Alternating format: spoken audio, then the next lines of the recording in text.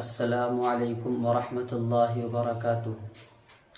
بسم اللہ الرحمن الرحیم وبہ نستعین۔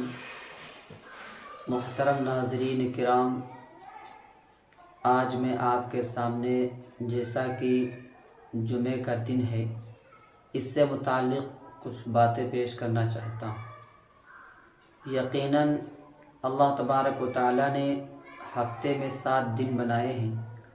ان 7 دنوں میں اللہ تبارک و تعالیٰ نے سب سے زیادہ فضیلت جمعہ کے دن کو عطا فرمائی ہے، بلکہ جمعہ کی فضیلت اور جمعہ کی عظمت اس طرح بھی ظاہر ہے کہ ان 7 دنوں میں اللہ تبارک و تعالیٰ نے صرف جمعہ کے نام پر سورہ جمعہ ایک نازل فرمائی ہے۔ اللہ تبارک و تعالیٰ کہ نبی صلی اللہ علیہ وسلم نے ارشاد فرمایا کہ جمعہ کا دن تمام دنوں کا سردار ہے۔ جمعہ کو جمعہ کیوں کہتے ہیں؟ اس لیے کہ اللہ تبارک و تعالیٰ نے اسی دن میں ساری مخلوق کو جمع کیا، اور اسی دن میں اللہ تبارک و تعالیٰ کی تمام بندے جمع ہو کر کے عبادت کرتے ہیں، اپنی مسجدوں میں جمع ہوتے ہیں۔ اسی وجہ سے جمعہ کو جمعہ کہتے ہیں، کیونکہ یہ جمع سے مشتق ہے، ماخوذ ہے، جس کے معنی ہے جمع ہونا۔ تو تمام اللہ کے بندے اپنی مسجدوں میں جمع ہوتے ہیں، متحد ہوتے ہیں، متفق ہوتے ہیں اور مل کر کے جمعہ ادا فرماتے ہیں۔ اللہ کے نبی صلی اللہ علیہ وسلم نے فرمایا اس دن کو 5 خصوصیتیں حاصل ہیں۔ نمبر 1 یہ کہ اسی دن میں اللہ تبارک و تعالیٰ نے آدم علیہ السلام کو پیدا فرمایا، اور نمبر 2 اسی دن میں اللہ تبارک و تعالیٰ نے آدم علیہ السلام کو زمین پر اتارا، اور اسی دن میں اللہ تبارک و تعالیٰ نے آدم علیہ السلام کو موت بھی عطا فرمائی، اور اسی دن میں اللہ تبارک و تعالیٰ کے نبی صلی اللہ علیہ وسلم نے ارشاد فرمایا کہ ایسی اس دن میں گھڑی ہوتی ہے جو انسان مانگتا ہے اللہ تبارک و تعالیٰ اس کی دعا کو قبول فرماتے ہیں۔ وہ عصر کے بعد کی گھڑی ہے، اختلاف کے ساتھ بھی ہے۔ کچھ لوگ جمعہ کی نماز کے بعد سے اور اسی طریقے سے عصر کے بعد بھی، بہرحال جو بھی گھڑی میسر ہو جائے اس میں دعا مانگنا چاہیے۔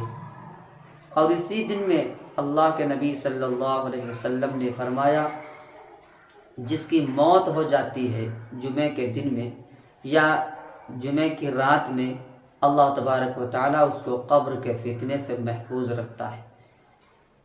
جو کوئی جمعہ کی نماز ادا کرتا ہے تو جو سب سے پہلے آتا ہے مسجد کی طرف چل کر کے، تو فرشتے اللہ کے حکم سے مسجد کے دروازے پہ کھڑے ہوتے ہیں رجسٹر لے کر کے، اور جو سب سے پہلے آتا ہے اس کا نام سب سے پہلے لکھ لیتے ہیں، اور اس کو ایک اللہ تبارک و تعالیٰ کے راستے میں اونٹ قربان کرنے کے برابر ثواب دیتے ہیں۔ اس کے بعد جو آتا ہے اس کو گائے قربان کرنے کے برابر، اور اس کے بعد اسی طریقے سے حتیٰ کہ جب جتنے بھی انسان آتے ہیں اور جب خطبہ ہو جاتا ہے، شروع ہو جاتا ہے، تو جو فرشتے ہوتے ہیں وہ رجسٹر کو بند کر لیتے ہیں، خطبہ سننے کی طرف متوجہ ہوتا ہے۔ لہذا جو بندہ جمعہ کے دن آتا ہے اور خطبہ غور سے سنتا ہے اور ممبر کے قریب بیٹھنے کی کوشش کرتا ہے، کسی کو تکلیف نہیں دیتا ہے، بلا تکلیف کے جہاں تک جگہ میسر ہو بیٹھتا ہے اور خطبہ غور سے سنتا ہے اور نماز ادا کر لیتا ہے، تو اللہ کے نبی نے فرمایا اس کے سارے گناہ معاف ہو جاتے ہیں۔ بہرحال جمعہ کا دن بڑا اہم دن ہے۔ اس دن میں اللہ کے نبی صلی اللہ علیہ وسلم نے فرمایا جو کوئی اس دن کے اندر درود شریف کا نذرانہ میرے اوپر پیش کرتا ہے تو میری قبر تک اس کا درود شریف بھیجا جاتا ہے، پہنچایا جاتا ہے۔ اور جو کوئی درود شریف پڑھتا ہے اس دن کے اندر تو میں قیامت کے دن اس کی سفارش کروں گا۔ بہرحال اللہ تبارک و تعالی ہمیں اگر وقت میسر فرمائے تو ہم زیادہ سے زیادہ اس دن میں درود شریف کا نذرانہ پیش کریں۔